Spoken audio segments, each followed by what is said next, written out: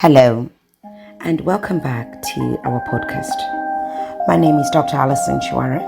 I'm the CEO and founder of Human Focus Limited, a company that is truly dedicated to creating happier and healthier organizations, communities, workplaces, and even workforces all around. Thank you once again for inviting yourselves and myself to be a part of this podcast where we talk about leadership, legacies, and the unseen currents that really shape our lives. And it's usually the unseen ones. Today's episode is it's just not a podcast. It's very personal. It's a tribute for me, a moment of silence that has turned into a sound across most of Scotland. It's about the people who walk with us on this journey, whether it's personal, professional, entrepreneurial. Some for a reason, some for a season, and some stay with you for a whole lifetime.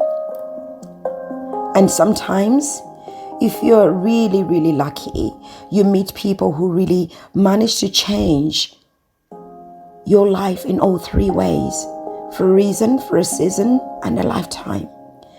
Where we strip leadership, and here's where we are going to strip leadership of its performance, mask and reflect on the moments, those mentors, those friends, those people and mindsets that have shaped the leaders we perhaps have become. Today, I really want to talk about the people who come into our lives, and often quietly, and leave a mark so deep that when they leave, or their absence stays and remains with echoes of wisdom across your life, across those that you will touch, those whose lives you make an impact yourself in the future. It's like you can almost hear the voices, you can almost see echoes of their sentiments in the work that you do. Today, and I say this today, I say this with a heavy heart, really. I wanted to wait for a moment when I could do this. Today, I want to talk about such people who've come into our lives, made such an impact without us knowing, and when they leave, their absence echoes lots of goodness and wisdom. You see, in life and in leadership, we don't usually just grow through the strategies that we have on paper. We go through people. I always say that people buy from people. People work with people. And the ones who see us before we even see ourselves. And that is quite the mark. The ones who just don't open doors, but they leave them wide open long after they've passed through them themselves. Now that is leadership. This episode is for those people. It's for them. And today, for me, one man in particular, he was a mentor to many. He became a mirror for Scotland, perhaps the UK.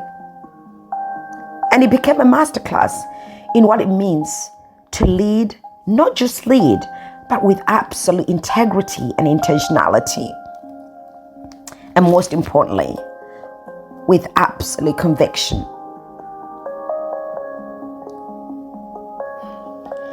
Where do I start? A few years ago, through a moment of what I can only describe as perhaps divine timing,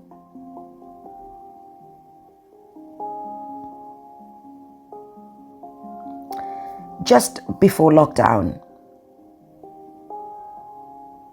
I was introduced through silence that many may know of the FJSS group to a really quiet man.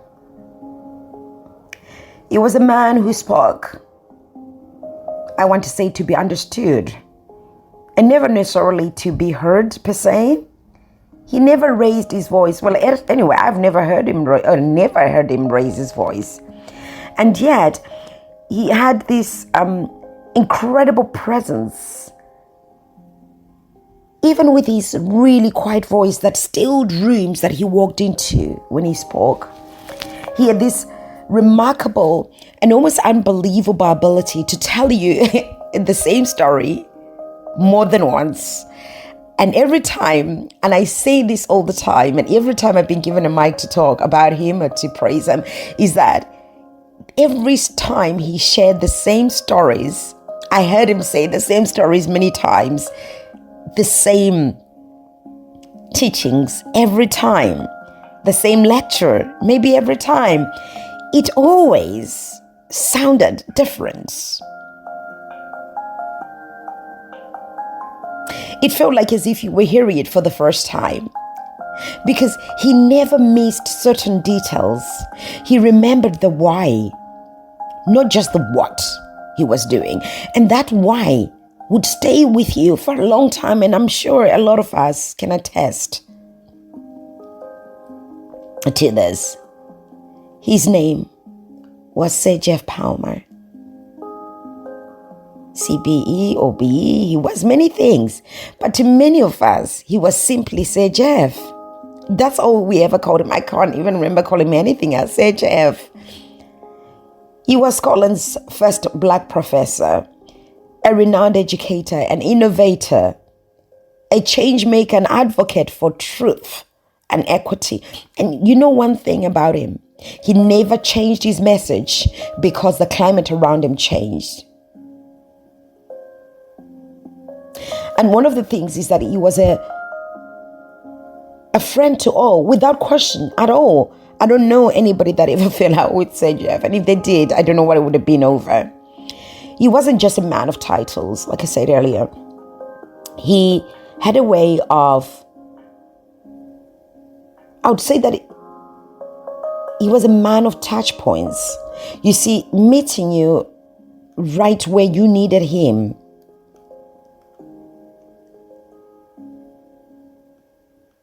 And he had a way of always reminding people, no matter who you were, he never asked you what you did. That's one thing. He never asked anybody what they did for a living, because he wanted to meet you where you were in that moment, in that second. And he always had an incredible way of reminding you that you belonged at that table. And it was remarkable that you belonged at that table. You see, what he did, he created access for a lot of people. He broke barriers with facts. I never heard him of being the barrier breaker who came in with fists and a clenched face. He had an unshakable sense of dignity. Perhaps it was his voice. Perhaps it was the way he stood still when he spoke. And one thing is that he never wasted his words. And maybe that's the first lesson in leadership I learned from him. Is that speak only when your words build, not bruise. Even when he was speaking about things that were really deep, he had a way to deliver those words in a way that built, in a way that brought reckoning. You see, one thing is when you're a leader, you may have so many titles, but is that what makes you? For him, it was his posture and his incredible presence whenever he walked into a place. Everyone would go, Sir Geoff. He had no airs, no graces. For me, it was even the way that he made everyone feel like they really mattered. Even when he didn't really know their story. He didn't need to know their story. He just knew that if you're there, you matter. And that, to me, is extraordinary. Leadership enveloped in humility. He stood again and again for the same thing. He was consistent. He never missed his words. He wanted a more equitable Scotland for all. In fact, he wanted a more equitable world for all. And he stood for it right until the very end.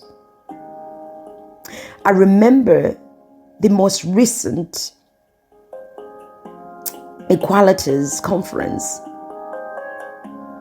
Even though so poorly, he still attended because that mattered to him. And I remember walking in the taxi and I say to him, goodbye, I say, Geoff, if only I'd known that would be the last time. But I remember the taxi driver, I laugh about it now, but I remember the taxi driver saying, oh, you're a sir, as in sir, and he says, and he never said, I said, yes, he's a sir, he's a knighted man. And the guy said, oh, is it for football or sports? I remember this made Sir Geoff a little furious. It was the only time that I saw him a little furious. And he says, may I take this opportunity to educate you? What makes you think that I got my knighthood for being a sportsman, which is fantastic, but what makes you lead to that or assume that? And he does say, the conversation continued. There was a bit of educating to be done, but in the end, when I did say bye-bye, close the door, I too had learned something that I didn't know about Sir Geoff, that he had a way of turning things that seemed an oops moment to, oh, I get it moment. And that is extraordinary leadership. You see, as leaders, we often make mistake by mistaking impact for visibility. We confuse movement with meaning. But this man, his leadership taught us the opposite. He taught us that sometimes the most transformative leaders are not the ones that are the loudest in the room, but the ones that are most anchored, the ones that bring meaning to a table without making others shrink. They don't rush to correct, they pause to connect. He always connected. And he had this thing that says, I'm not going to build castles of ego. What he did, he planted forests of opportunity, not just here in Scotland, but even in Africa, the Caribbean. I mean, this guy was remarkable. And that is leadership. He showed us that leadership is less about how many people follow you, how many followers you have on social media. And it was more about who can grow because of you. I ask you, who can grow because of you, because of how you've impacted their lives? Who can look back and say, I have grown, I've learned because of you? If anything, his mentorship style rather wasn't, I give you this, so you give me this. It wasn't transactional. And I think a lot of us who knew him can attest to this. He didn't mentor so that you can become him. He mentored so that he could create you into your own original self, or he could mold you, or you could mold yourself into your own original self. He never once used his achievements to shame or even intimidate others. I remember that, in my view, he always used them as potential stones for others to even reach higher where possible. And that was actually what he stood for, the most remarkable thing. He didn't hold doors for us. He removed the locks completely and entirely. Entirely. And I think that's remarkable. Often, when we have access, we hold doors for others or open doors for others, but maybe not necessarily hold them. What he did, he made sure that no one else will have to stay at the door and keep the door open. He made sure that he removed the locks. That door will never be shut. And I think That's remarkable. In fact, I feel a little bit emotional, but that is remarkable. Just on a lighter note, I remember it probably must have been his 82nd or 83rd birthday. And it was one of those rare days, I guess, where he brought his dear wife, Margaret. And it was really special. And for me, it was the first time I got to meet his wife. And for many people, FJSS rather. So again, he built access. And I think I think a lot of the African community ought to thank maybe Silence even for the access that he created of the, as he brought, say, Geoff into the African sphere, so to speak, so that we all could have access. On this 82nd or 83rd birthday, which I can't quite be precise about, he had been honored at the FJSS conference, and we a center in West Calder, and a suite had been named after him, so it was the conference room. And in its gesture, I still remember the way that his wife sat beside him with grace, elegance, and proud, and very present. And when people say that behind every successful man is a remarkable woman, that could have not been true. I never knew why he was such a great man. Of course, he was a great man in his own right, but I think a lot has to be said on our journeys, on journeys of growth. In personal and professional journeys, it's often the people that are behind you, your family, your children, the people that support you, that actually allow you to take time out of your family life to achieve the greater good for others. And I think there's a lot to be learned from that. Well, that particular gesture of just having a room within an office named after him meant so much to him. You could see it in his eyes, not because of the plaque that stood there that says, say, Geoff conference room or conference suite, but because of what it truly meant and presented. That the seed he planted, that the seeds he was planting had taken root in the lives of many that sat in that room. It was a great moment. And it was a moment that quietly said, you know what? You mattered and you made a difference. And he understood it in its breadth and its depth and brevity. And so did everyone invited on that day. See, this man just didn't talk about justice. He lived it in all he did and said. I had the honor of working with him through FJSS on projects where his wisdom steered us through storms we didn't even realize we were in. He was the kind of leader who never told you what to do, but he simply showed you what actually mattered in what you were trying to do.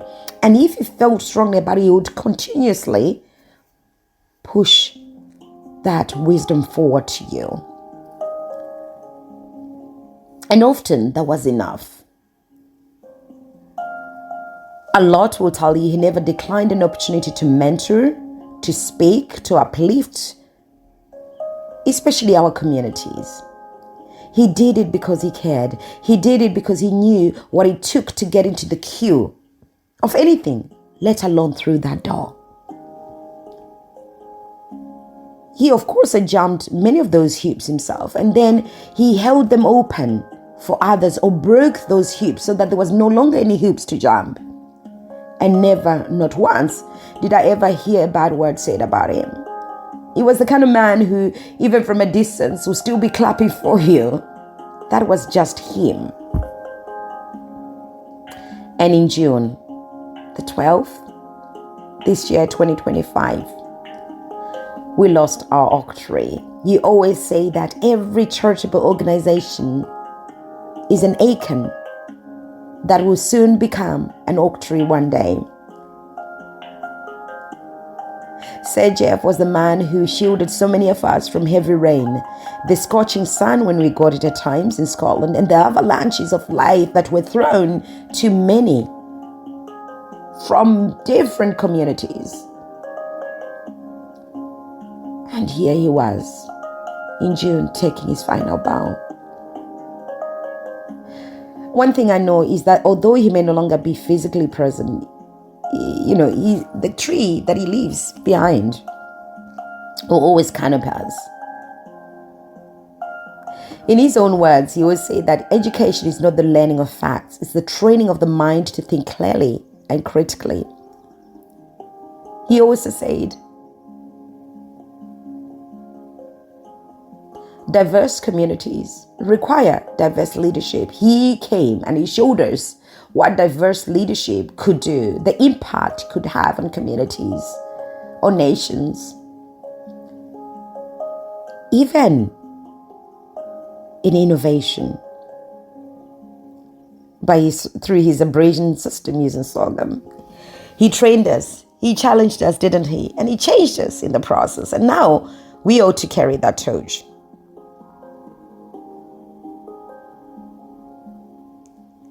He shielded so many of us from storms, both personal and political, because he always stood in the gap when it mattered the most. He always spoke quietly but loudly. A mentor to many, a friend to all, and that is what leadership should be about. And a lesson in living for something that is much, much bigger than ourselves.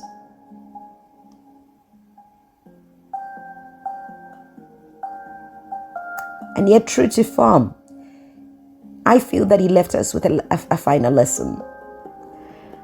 That leadership is never really about you. And many of us miss that. Leadership is never really about you, about what you achieve. No, it's even not about your titles, of which we know he had many. It's about who remains standing stronger after you've passed through those doors, those hoops, those queues. He once said we must build a society where equality is not a request but a reality. I don't know if we can make this happen. That was his leadership. An absolute living commitment to justice and inclusion and belonging. And not just in his lectures, but in his entire life, I'm sure. So, as leaders, I challenge you, take stock of who has walked beside you, who is walking beside you, spoken life into your ideas, and clapped for you from afar. Because often we forget, right? And just ask yourself, who are you as a leader mentoring? What doors are you holding open for others? And what doors can you be sure to remove locks so that others can come in and go through freely? Are you also leading in a way that builds legacy, not just leverage? Most often, I find a lot of us are busy looking for leverage, not legacy. Because you see, in all of this, real leadership isn't about titles, but it's often about the lives we have truly touched and made such difference to their lives.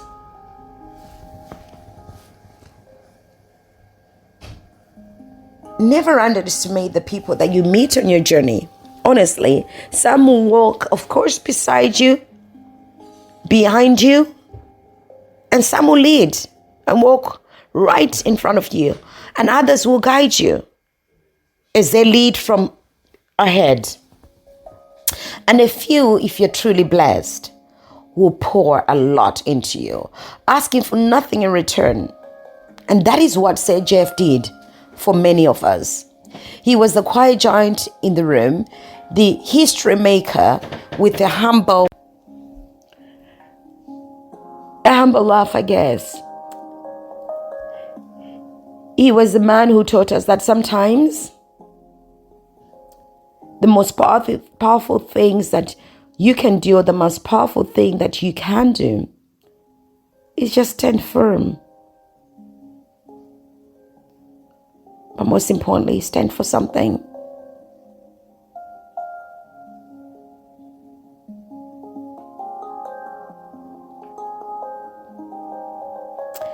And to every leader out there, I pray that you strive not to be the loudest voice in the room.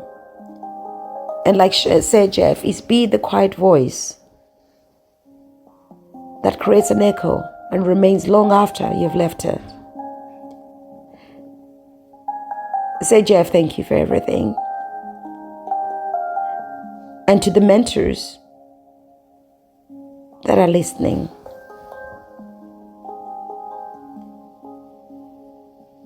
and for those of us that still have the chance to make a difference, be the mentor that you once needed. Be the leader who makes others braver. And if you're ever unsure, just look to the quiet giants you've met. They were quiet but impactful. They were never loud, but they changed everything. Yes, in their quiet voices. So from me to you, from human focused, limited to organization, it's goodbye for now. Until next time.